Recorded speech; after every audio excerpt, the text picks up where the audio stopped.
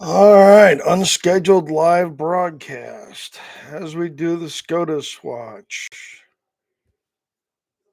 Let's see, back over. I'm clicking through some pages here to get on the opinions page. There we are. Back over to SCOTUS blog. 2 boxes today. So we could see 3 to 4 opinions depending.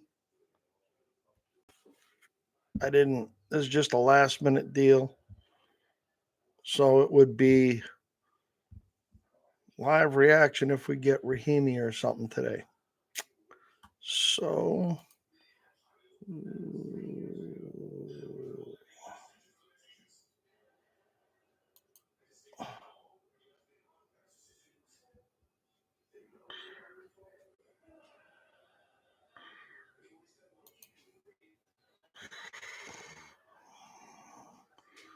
let's get back over here. First opinion is U.S. Trustee v. John Hammonds by Jackson. Okay.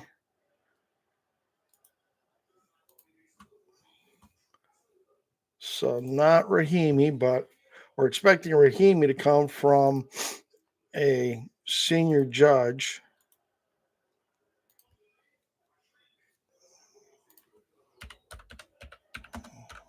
Post this on Twitter.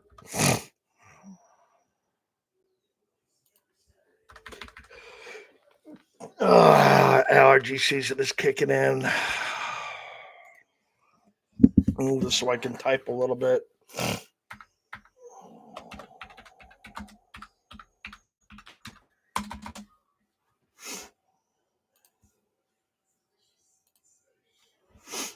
Hey guys. So first opinion's out. It's not Rahimi. I'm expecting if Rahimi's going to get written, I think it's going to get written by a senior judge. So today they started at the bottom with Jackson. She is the lowest one if you looked at my seniority posting on Twitter. So she's at the bottom. Barrett's above her, then Kavanaugh. So we'll see who writes the next opinion to see how far up the food chain we're going to go. And see if we get anything today or if they're going to hold us till next week. So,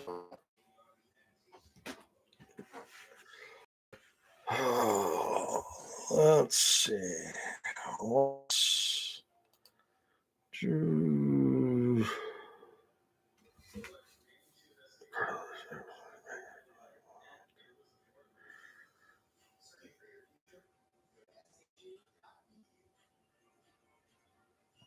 Yeah, this one, the case they just decided is about a bankruptcy thing. So, what I notice in this stuff is when it comes to this kind of ticky-tacky kind of stuff that we're interested in, it seems that the liberals are getting to write those decisions, where when it comes to meat and potatoes stuff, the conservatives are writing those.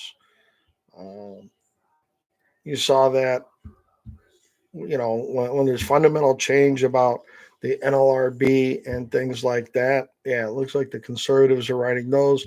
Although Thomas's uh, concurring opinion on the one yesterday talking about standing on the mifepristone case, that's interesting. That's real interesting.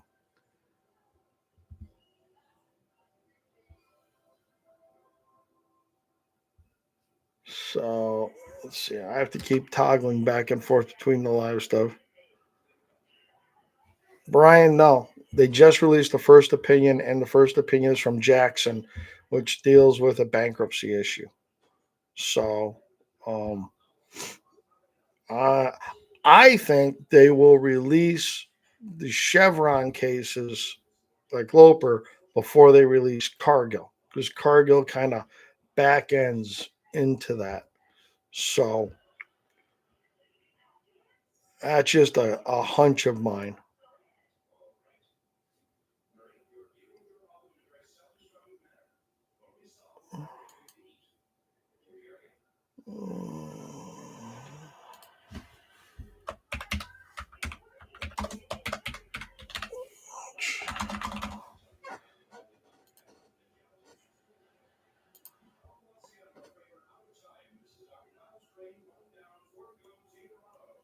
Let's see.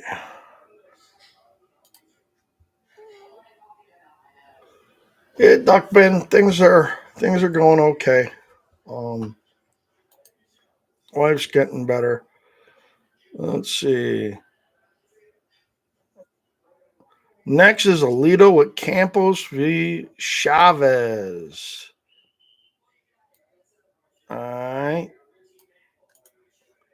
So now you've got Thomas. So you could have another Alito opinion. You could have Thomas. You could have the chief. So those are the only judges left that we would hear based on what.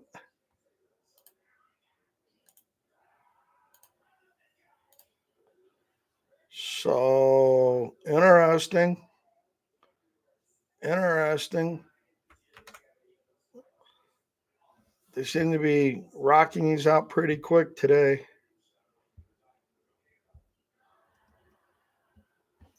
This case is about immigration. Uh,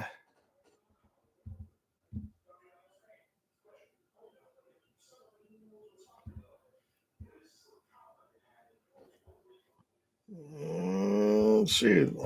And Alito, when he reads his summaries, he's pretty short and to the point about stuff. Um,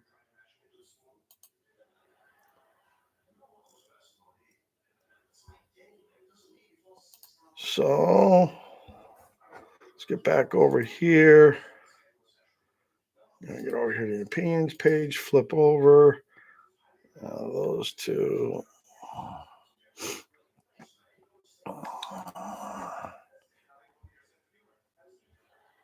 Cargill's out. Cargill is out. So it is the third case. It is written by Justice Thomas. Holy cannoli. Let's see what we get out of this.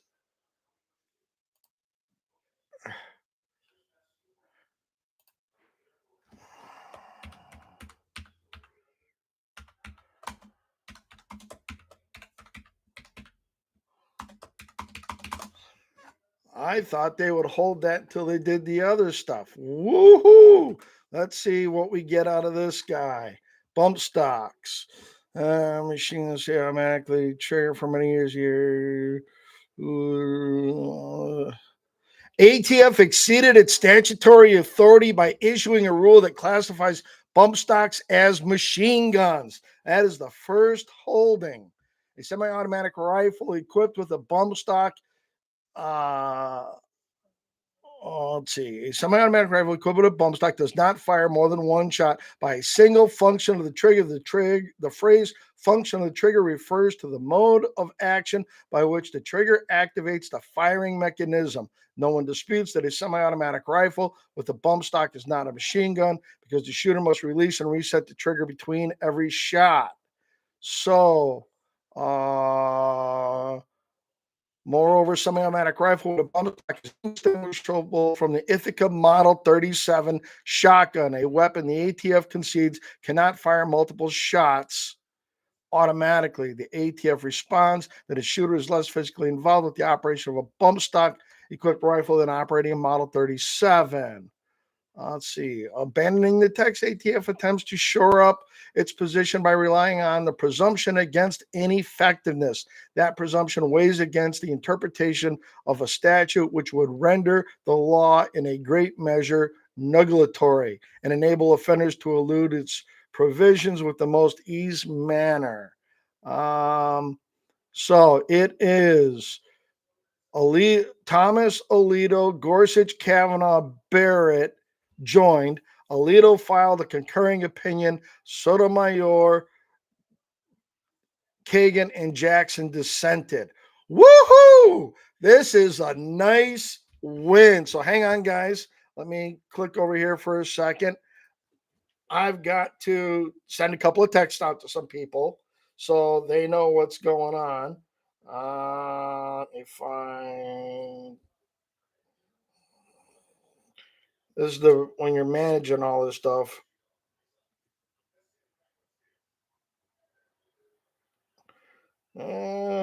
we got to touch a couple of.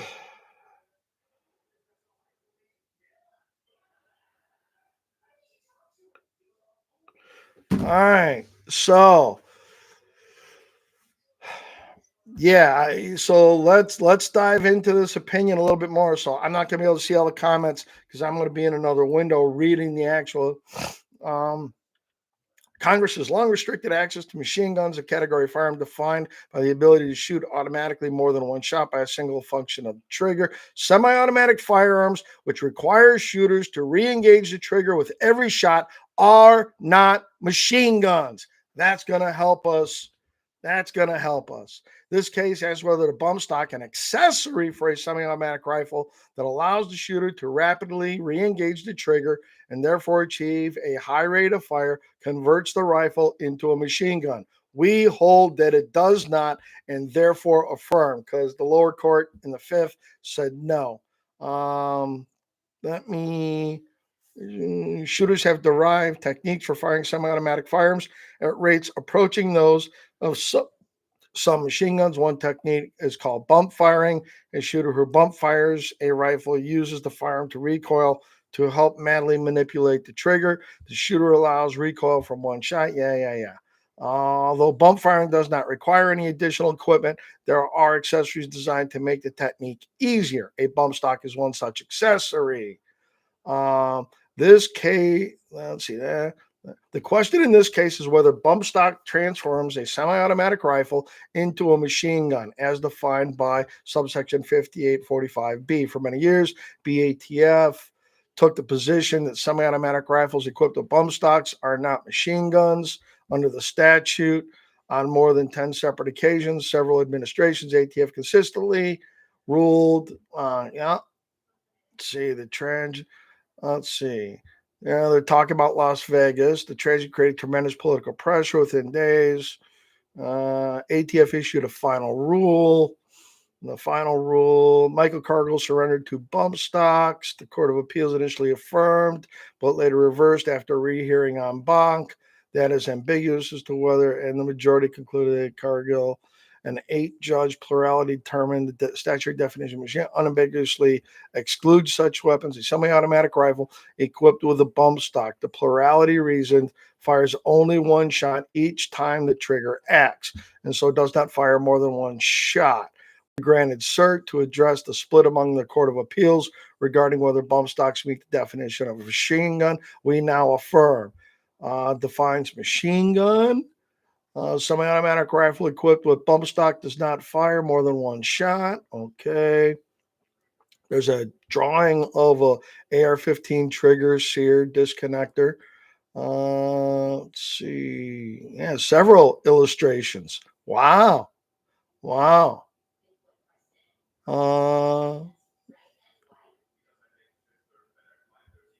Machine gun. Here's a footnote.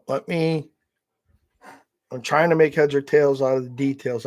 Here's a footnote number 4. It's on page 11.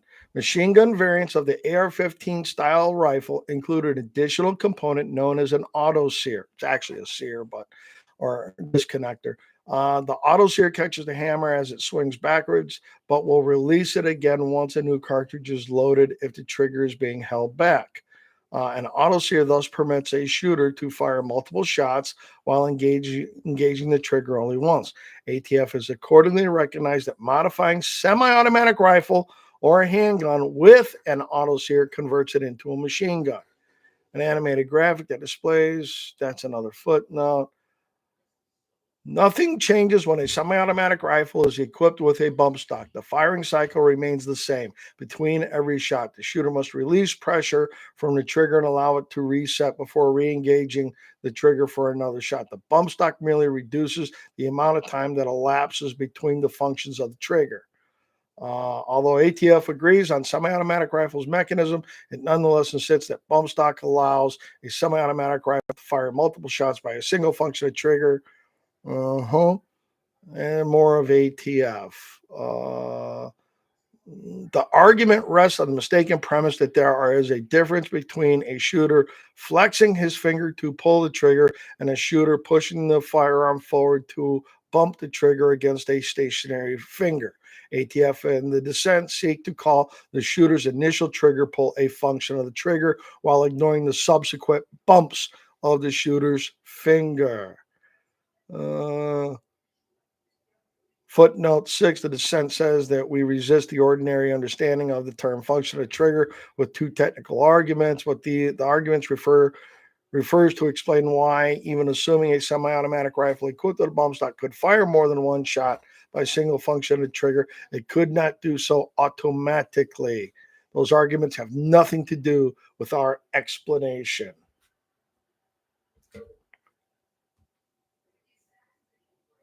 Let's see.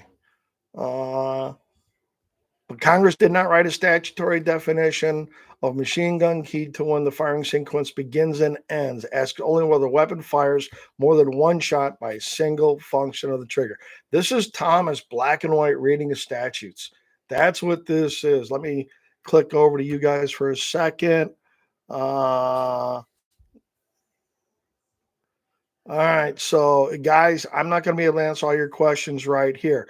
FRT's little grayer because there's a pull on a release, but that's going to be a closer call. But right now, ATF just got their teeth in again, and this time from the Supreme Court.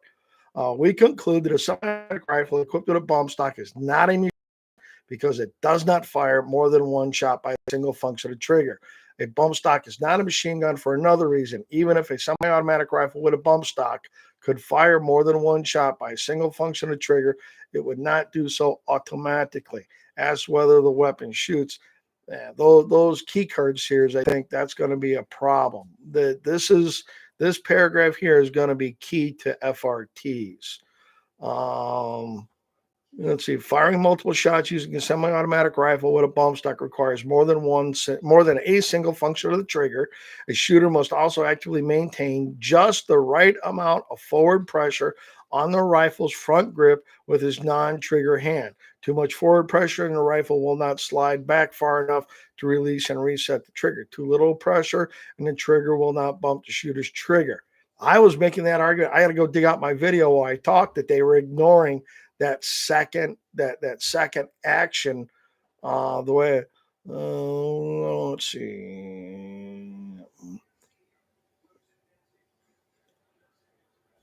But if a semi-automatic rifle equipped with a bump stock can achieve the same result only by a single function of the trigger than some. Moreover, a semi-automatic rifle with a bump stock is indistinguishable from the weapon that ATF concedes cannot fire multiple shots automatically, the Ithaca Model 37. The Model 37 allows the user to slam fire, that is, fire multiple shots by holding down the trigger while operating the shotgun's pump action. Each pump ejects the spent cartridge and loads a new one into the chamber. If the shooter is holding down the trigger, the new cartridge, let's see.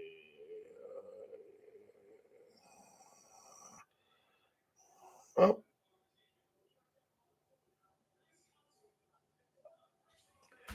Let's see. 37. According to ATF, the model for warning shot function of trigger does so automatic because the shooter must manually operate. Oh, yeah, they go into just ripping up ATF's reasoning in this. In ATF's view, Congress restricted machine guns because they eliminate the manual movements that a shooter would otherwise need to make in order to fire continuously at a high rate of fire, as bump stocks do.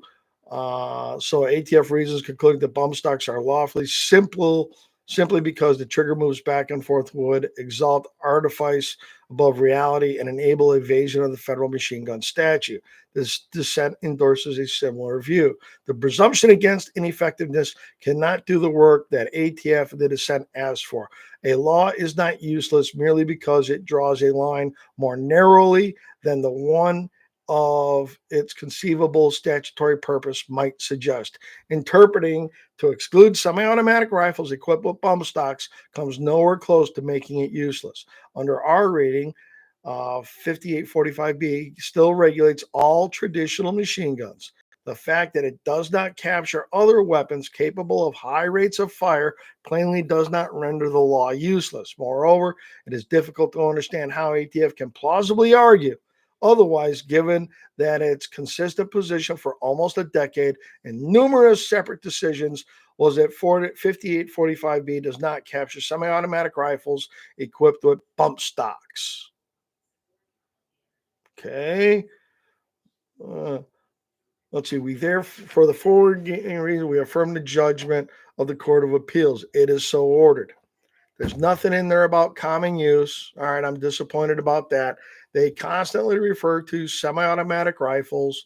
They didn't dive into any of the other stuff. It was straight up and down bump stocks, single function of trigger, ATF. You can't change this to if they did this on bump stocks and they didn't use the word Chevron in here anywhere, if they did this on bump stocks and said ATF's reinterpret, I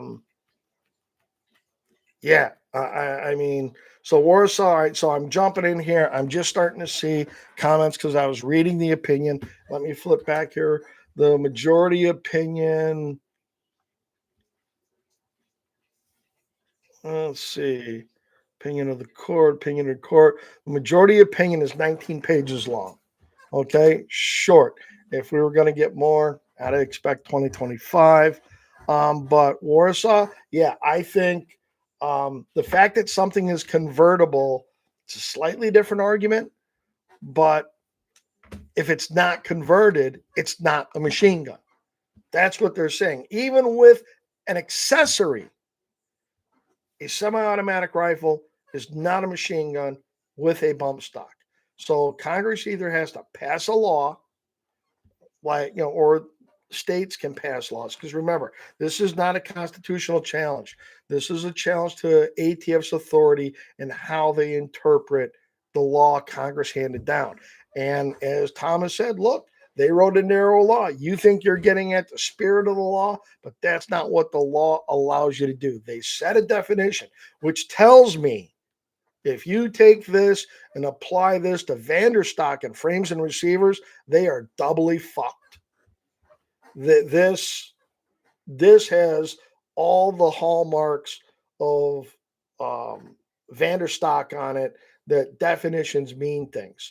And they didn't touch Chevron. They didn't touch the rule of leniency. They went straight up for a strict statutory interpretation of what Congress meant when they said function of the trigger. And they adjudicated that.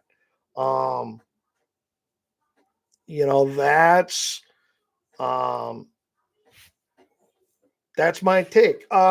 It's good. This is really going to throw cold water on all the ATF cases. Yesterday we got the pistol brace vacator ruling out of the Northern District of the 5th in Texas. So my layman's interpretation would be that Vanderstock is going to break our way because of statutory interpretation. Just read what Thomas just wrote here. Vanderstock should break our way in ATF. And you're going to have two parts there. You're going to say, what is a frame or receiver and what are parts? Because now they're trying to regulate parts. And Congress, when they rewrote the Gun Control Act in 1968, and there was some other stuff in the original Firearms Act, not the National Firearms Act, but there's a precursor to that about firearms, and they originally talked about parts. ATF has no authority to regulate parts in general, so they get to regulate receivers or firearms. So Vanderstock should break our way on both fronts.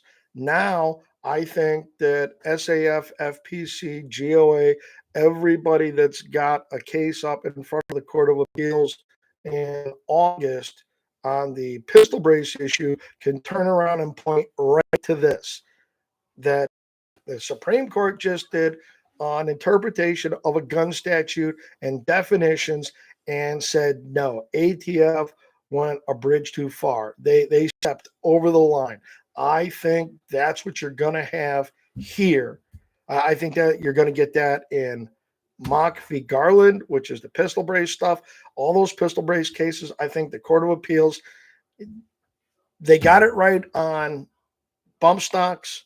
And now I think they're going to be, hey, we were right over here. It's the same thing, just a different part. So I think that we're going to win Vanderstock. I think that the appellate court should rule full throttled in our favor on pistol braces.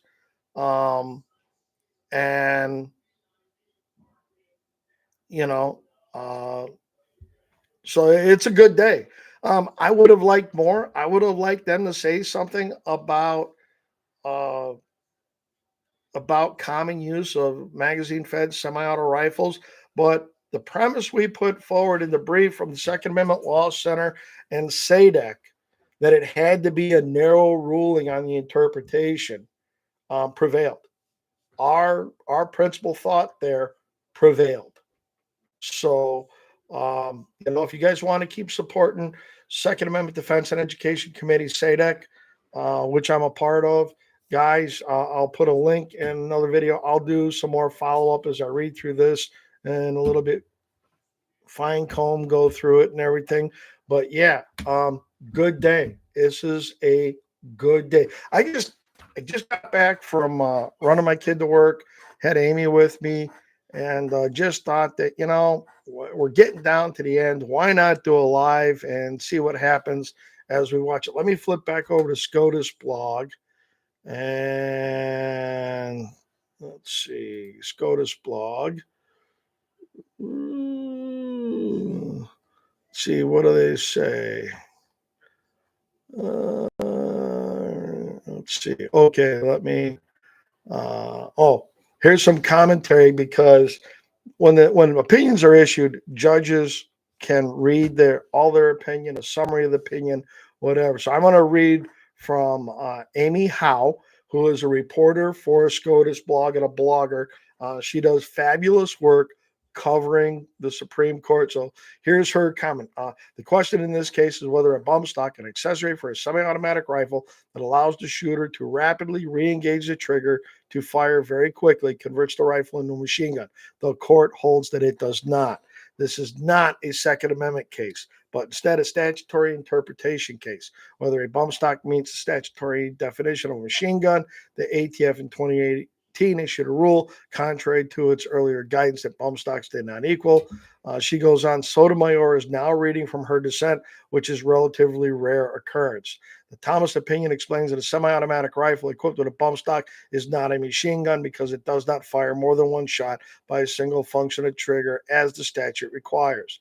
Alito has a concurring opinion in which he says that he joins the court's opinion because there's simply no other read the statutory language. There can be little doubt, he writes, that Congress that enacted the law at issue here would not have seen any material difference between a machine gun and a semi-automatic equipment, but the statutory text is clear and we must follow it.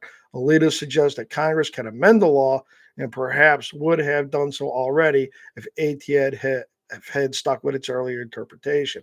In her dissent, joined by Kagan and Jackson, Sotomayor writes that when I see a bird that walks like a duck, swims like a duck, quacks like a duck, I call that bird a duck.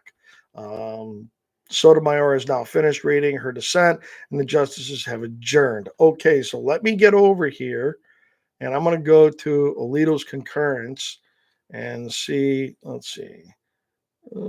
Sotomayor. How long is Sotomayor's stuff?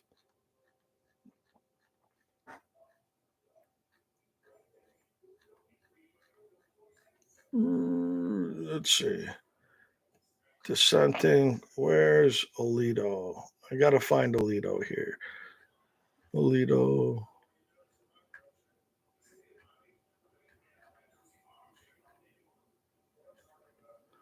Trying to find Alito's stuff.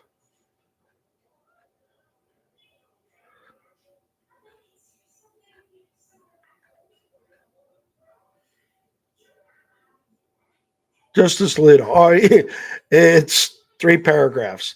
I join the opinion of the court because there's simply no other way to read the statutory language. Again, these guys are doing a strict black and white interpretation of the statutory language.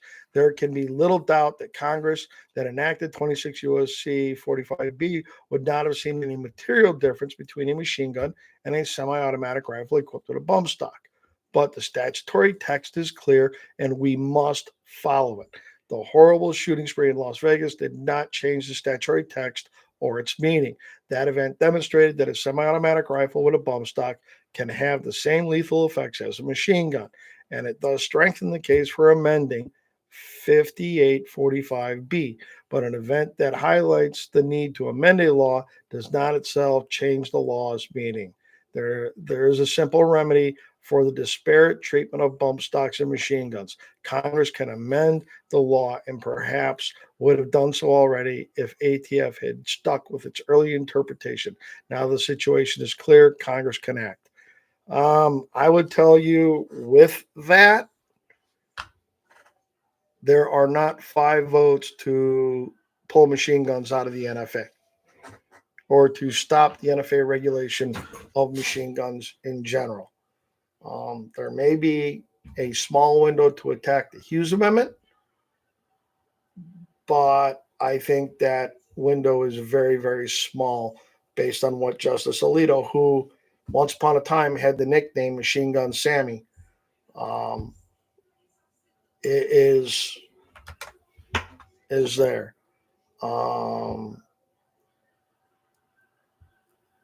See, I'm reading through some of the stuff.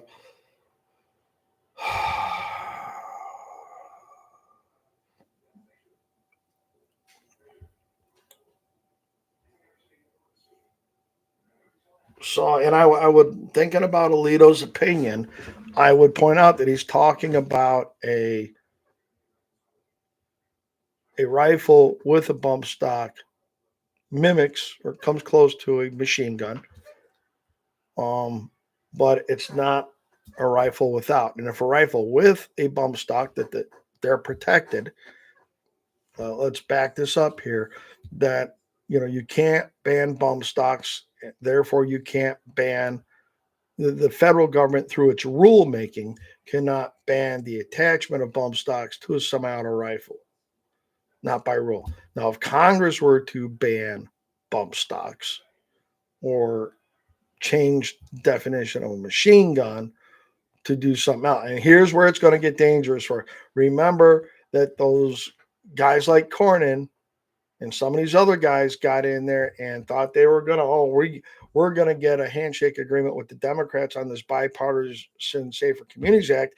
And they used that to fuck us with the engaged in the business dealer stuff and all that. And now they all go wringing their hands when ATF comes out with this new bullshit rule about what engaged in the business looks like as their way to try to force you into being a dealer or forcing everybody to do some sort of background check on private transactions. So, yeah, we get fucked. Let me say that again. We get fucked every time Republicans get weak in the knees. The best thing for us is to hold the House, take the Senate, take the presidency, and replace at least one more Supreme Court justice on the other side. And, just go full tilt. Just go full tilt. So it was 6-3, Frank. I think it was 6. Let me double check that again.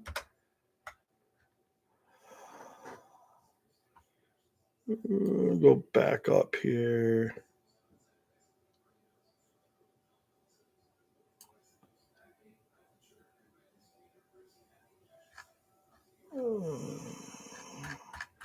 Find it. Argued. Thomas delivered the opinion of the court, which Roberts, Alito, Gorsuch, Kavanaugh, Barrett joined. Alito filed a concurring opinion.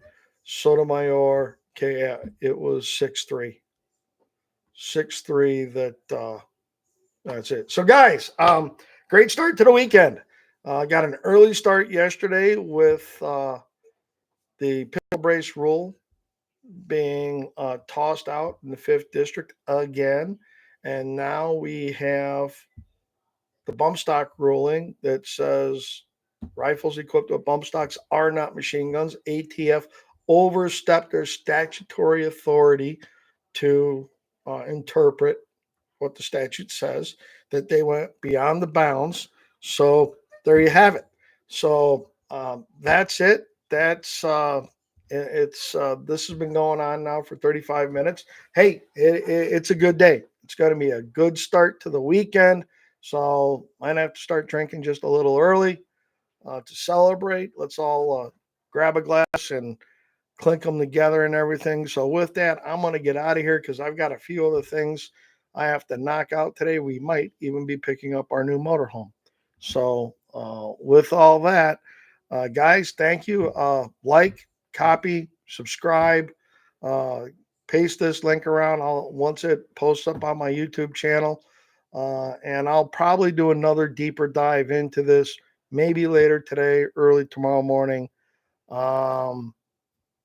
So we'll see what there is. But as always, guys, hey, thanks for being here. Thanks for tuning in, and frag out.